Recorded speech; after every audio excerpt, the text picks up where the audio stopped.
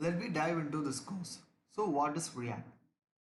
React is an open source JavaScript library for building user interfaces.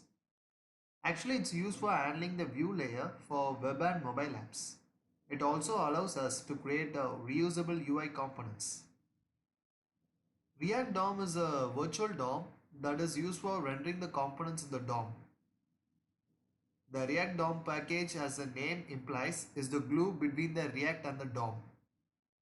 So this virtual DOM will also reduce the memory consumption where you can try more re-renders and it will not directly affect your original DOM. Instead of it, it will run in the virtual DOM.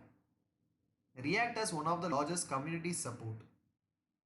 Even professional React developers often say that React is a JavaScript framework. But however, in React's official website, so this website, we have seen that they have said that it's a JavaScript library. You can see it here clearly.